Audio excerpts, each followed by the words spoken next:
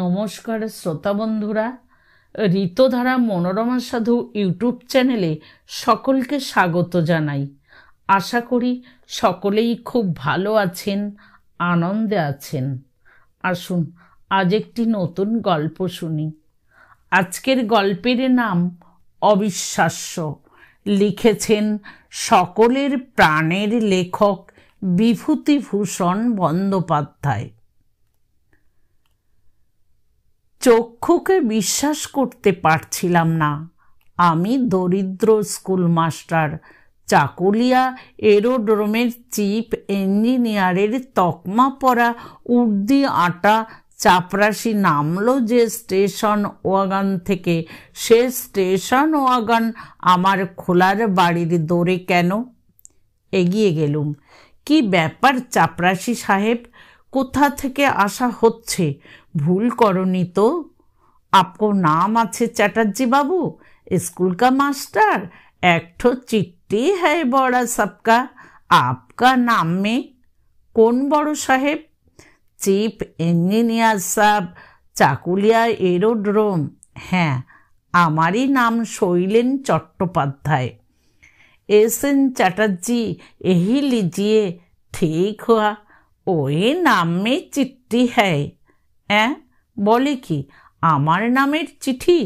তাতে লেখা আছে, ভাই বগদা, অনেক কষ্টে তোর সন্ধান পেয়েছি।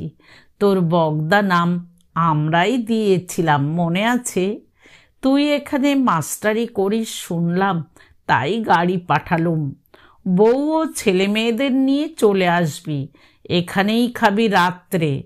গাড়ি করে পাঠিয়ে দেব, আশা চাই। একা নয় কিন্তু, সস্ত্রীক। ইতি তোদের ধীরেন রায়। ঘাট পাতলে হাই স্কুল আমার মাসির বাড়ি। মেসোমশাই আমায় ভালো চোখে দেখেননি কখনো। তার কড়া নির্মম শাসন, হৃদয়হীন শাস্তি, মাসিমার খিটখিটে মেজাজ, বেশি ভাত খাই বলে দুবেলা পাকে প্রকারে অনুযোগ। সহপাঠীরা বগদা বলে খ্যাপাত। পেট ভরে খেতে পেতাম না, কাপড় সেলাই করে পড়তে হতো। কিন্তু ধীরেন রায় কোন ছেলেটি? আজ 25 বছর আগেকার বিস্তৃত প্রায় স্কুল জীবনের দিনগুলির কুয়াশার মধ্যে ধীরেন বলে কোনো ছেলের মুখ তো স্পষ্ট হয়ে ফুটে উঠল না চোখের সামনে। নাম সব ভুলে গিয়েছি। 44-45 বয়স হলো। 15-16 বছরের কথা কত মনে আছে, বিশেষত এই দরিদ্র জীবনে। সুহাসিনী শুনে হঠাৎ বড় ভয় পেয়ে গেল। অত বড় লোকের বাড়ি যাওয়ার উপযুক্ত শাড়ি নেই, গহনা তো দুগাছা ব্রোঞ্জের ওপর সোনার কাজ করা চুড়ি। তাই নিয়ে তাড়াতাড়ি লাল কলকাপাড় একমাত্র ভালো শাড়িখানা, যা কিনা ব্রিটিশ ফ্ল্যাগের মতো সর্বজন বিদিত, পরিবর্তনহীন ও অকাট্য হয়ে উঠেছে। পরে উঠল ছেলে মেয়ের হাত ধরে গাড়িতে। গভর্নমেন্টের গাড়ি হু হু বেগে ছুটল মাঠ বনের পাশ কাটিয়ে চওড়া পিচঢালা রাস্তা বেয়ে। স্টেশন ওয়াগনের মধ্যে 3টি গদি মোড়া বেঞ্চি, হাত পা মেলে দিব্যি বসা গেল।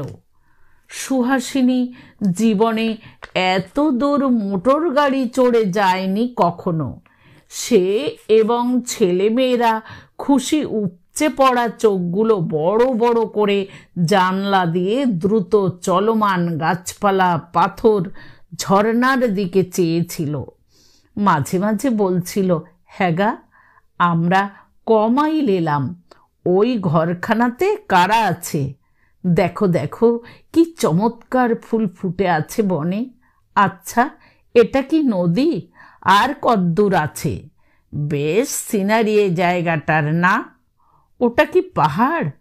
ওই যে বন ধুধুলের ফুল ফুটে আছে দেখলাম, ওই ধুধুল কি তরকারি রেঁধে খায়? জবার জামাটা খুব ময়লা না তো?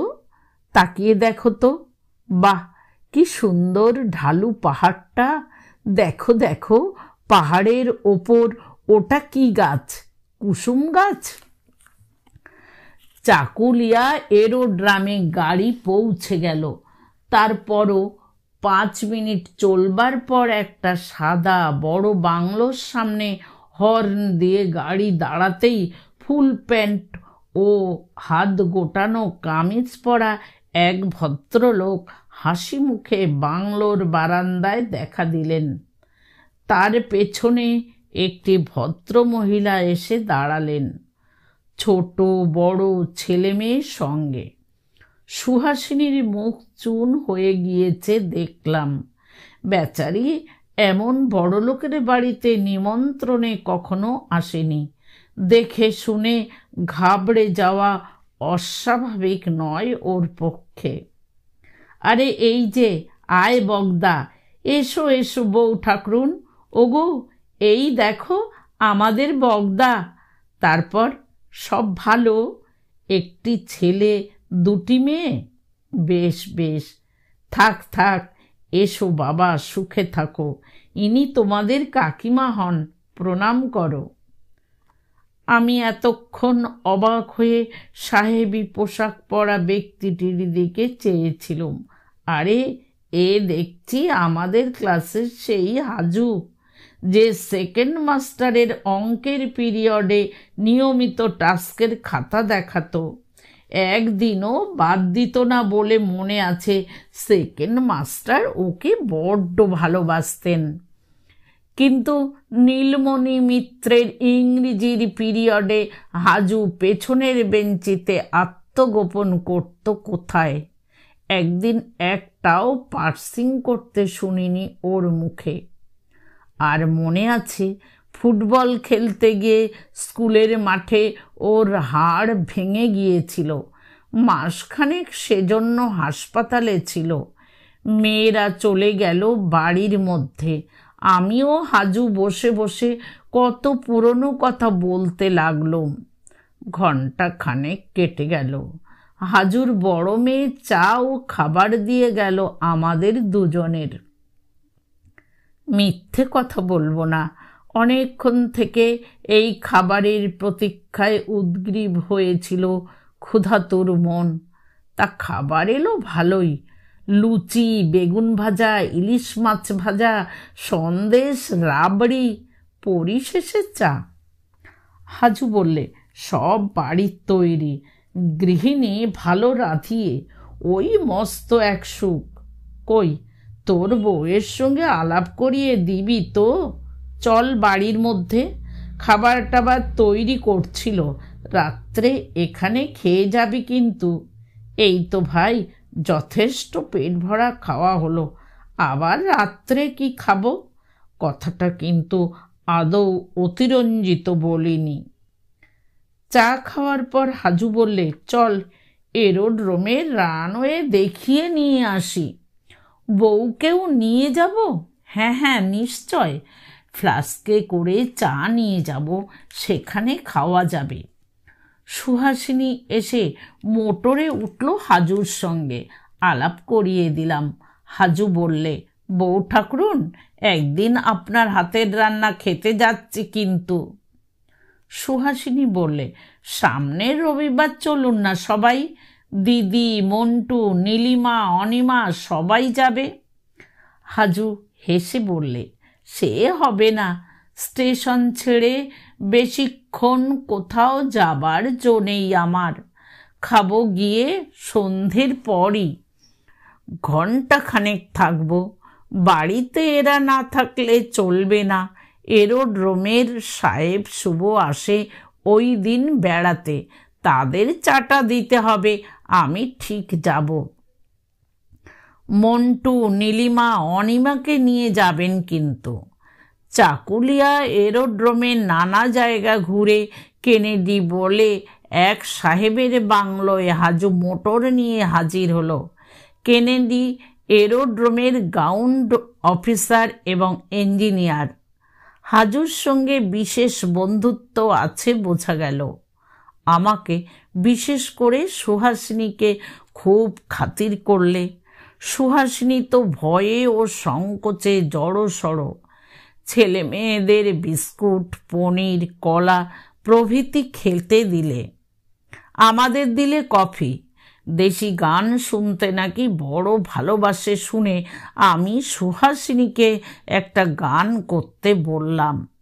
সুহাসিনী গরিবের ঘরণী বটে, কিন্তু ভারী সুন্দর ওর কণ্ঠ। তবে সময়াভাবে চর্চা না হওয়ায় নতুন আর কিছু শিখতে পারেনি। রজনী সেনের একটা গান ও কেমন চমৎকার গাইলে। কেনেডি শুনে খুব খুশি। আমি বললাম, যেদিন আমাদের বাড়ি যাবে কেনেডিকেও নিয়ে যেও। সুহাসিনীও তাই বললে। কেনেডিকে আমি সুহাসিনীর অনুরোধ বুঝিয়ে দিলাম। কেনেডির খুশি আর ধরে না। সুহাসিনীকে বললে, my Indian sister, I must keep your invitation. হাজুর বাংলোয় যখন আমরা ফিরে এলাম তখন রাত 8টা। তখনই আমাদের খাবার জায়গা হলো। ঘি ভাত, মাংস, মাছ, চাটনি, পায়েস ও সন্দেশ। বেশ রান্না, ঘি খুব ভালো। মুঙ্গের থেকে কে একজন ওকে এই ঘি নাকি এনে দেয়। খাওয়া হয়ে গেলে স্টেশন ওয়াগান তৈরি হয়ে এলো আমাদের জন্যে। সকলের কাছে বিদায় নিয়ে মোটরে চলে আমরা রওনা হলাম। আবার সেই অরণ্য পথ ও মুক্ত প্রান্তর, জ্যোৎস্নাময়ী রজনী। আমাদের মন আনন্দে পূর্ণ। সমস্ত পথ সুহাসিনী কেবল সেই কথা বলতে বলতে এলো। বললে, আগে ভেবেছিলাম বড় লোকের কাণ্ড কারখানা, না জানি কি বিপদেই পড়ব গিয়ে, কিন্তু এমন অমায়িক সবাই। দিদি তো মাটির মানুষ, তেমনি ঠাকুরপো সাহেবটাই বা কি ভালো লোক। ওদের কিন্তু ভালো করে খাওয়াতে হবে রবিবারে। আমি ছেলে মেয়েদের আসতে বলে দিয়ে এসেছি। আমরা রাত 10টার সময় এসে নিজেদের খোলার ঘরের বাসায় পৌঁছলাম। উৎসাহ ও আনন্দে সুহাসিনী সারা রাত প্রায় জেগেই রইল এবং শুধুই এরোড্রোম ভ্রমণের নানা ঘটনার পুনরাবৃত্তি করতে লাগলো। সে জীবনে কখনো এমন মোটর ভ্রমণ করেনি, এমন সুখাদ্য খায়নি, এত বড় দরের লোকের সঙ্গে মেশেনি। সবটা মিলিয়ে আজ তার জীবনের একটি অতি স্মরণীয় দিন। আমার তৃপ্তি এই ভেবে যে আমার নিজের কোনো দিনও ক্ষমতা হতো না ওকে এভাবে আনন্দ দিই। তবুও অপরের দৌলতে যা হয় একটু আমোদ আহ্লাদের মুখ দেখে নিলে একদিন। আচ্ছা, ওদের কি খাওয়াবো বলো দিকি? সাহেবটা যদি আসে আমাদের খাওয়া খাবে তো? ঘি ভাত রাঁধতে পারবে না? খুব। মাংস আর ঘি ভাত রেঁধো। পায়েসের দুধ কতটা লাগবে বলো তো? তা 2.5 কম নয়, সেও ধরো 1 টাকা। বাদাম কিশমিশ চাই। বাদাম নয়, পেস্তা বলো। ওই হলো পেস্তা। মাছ, কি মাছ আনবো?